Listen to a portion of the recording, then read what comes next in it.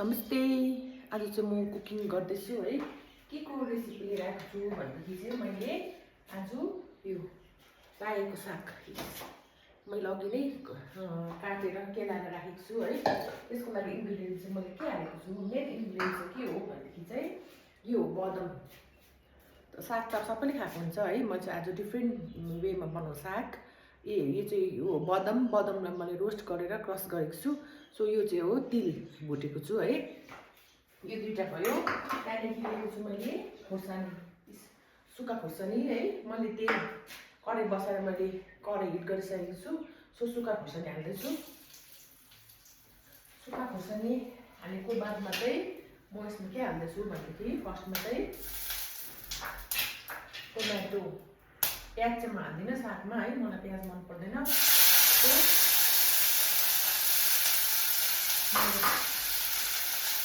Tomato एउटा cut गरेर राखेको थिएँ, त्यसमा हालेँ। आज म नयाँ तरिकाले बनाउँदैछु नि त साग। तपाईँहरूले यो अन्तिमसम्म हेरिदिनुहोस् है।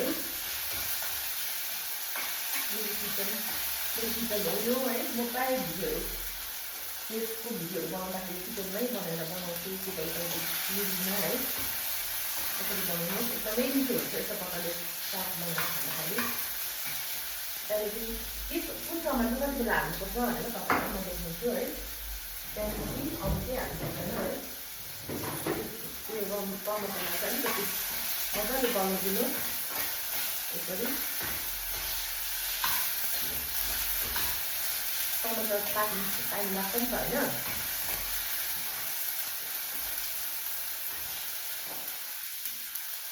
टमाटर पाक्दै हुन्छ।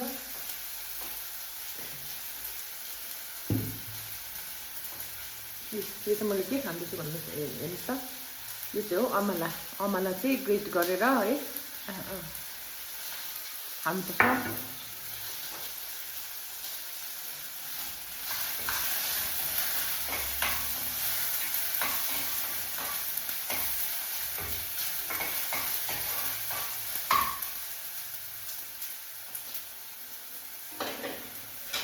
भइसकेको छ।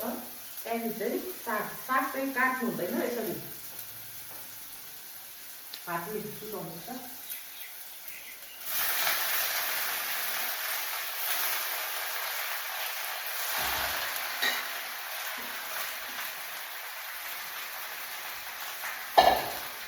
खाना पाकिसक्यो मेरो राइस कुकरमा।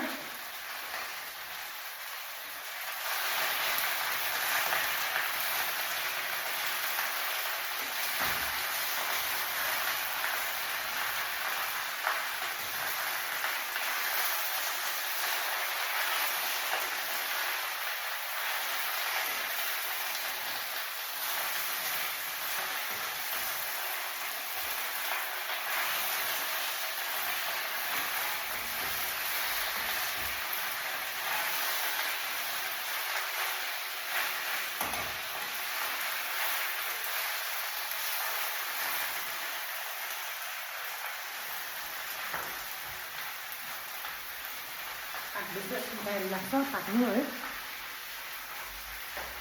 हेर्दै गर्नुहोस्, यस्तो प्रकारले नयाँ नयाँ रेसिपीहरू लिएर आउनेछु म।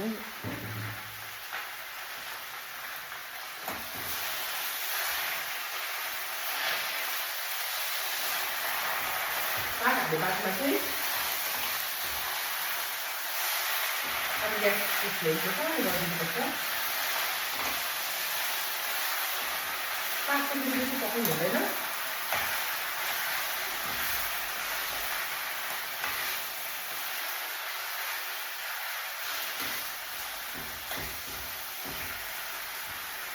त्यहाँदेखि चाहिँ अलमोस्ट साग पाकिसकेको छ। त्यहाँदेखि चाहिँ तपाईँले हाल्नुहोस् नुन। नुन चाहिँ पाकिसकेपछि मात्रै हाल्नुपर्छ भन्छ नि त है। नुन पाकिसकेको छ।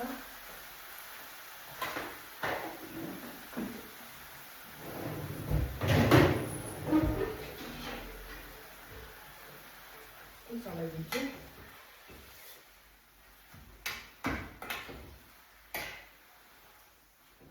सागले पानी छोड्दैछ है। अब पाकेको सागले पानी छोडेपछि चाहिँ पाकेको भन्छ नि त। टमाटर अलिक मिक्स गर्नुपर्छ।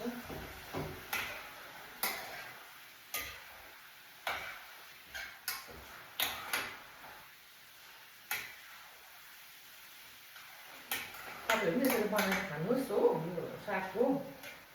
साग अब जहिले पनि मसिनो काटेर है यसरी पकाएर खान्छ नि त। तर यो चाहिँ अर्कै प्रकारले बनाएको एकदमै मिठो हुन्छ।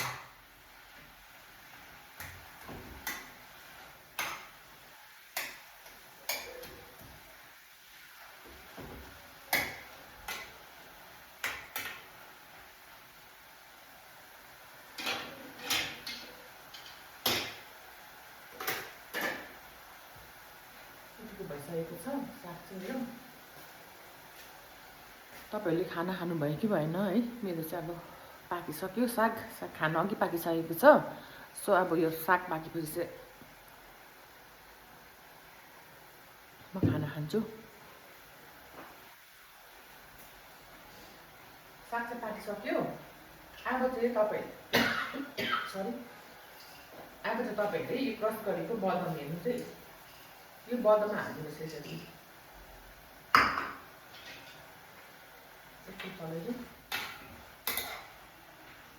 यो पानी सुकेको हुनुपर्छ। फेरि नभए यो बदमको टेस्ट चाहिँ हराउँछ नि त। टेस्ट हराउँछ मतलब यसको जुन चाहिँ बदमको र क्रिमको क्रिस्पीनेस हुन्छ नि त्यो चाहिँ हराउँछ।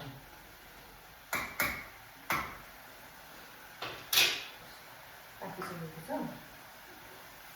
अब हेर्नु सक्नुहुन्छ बदम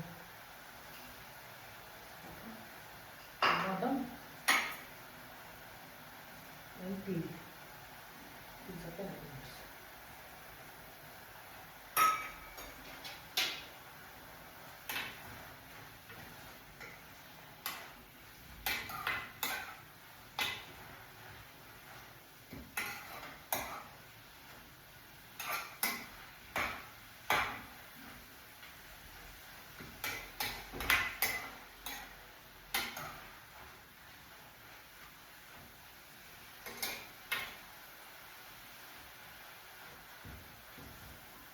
ग्यासको फ्लेम अफ गरेँ। सो तपाईँहरूलाई देख्दैन होला है? म तपाईँहरूलाई क्यामेरा चाहिँ अगाडि देखाउँछु म कस्तो टाइपको चाहिँ बन्यो भनेर। सो हेर्नु सक्नुहुन्छ यस्तो टाइपकै साग र बदाम चाहिँ तातो तातो। तपाईँहरू सर्भ गर्नुहोस्, एकदमै मिठो हुन्छ।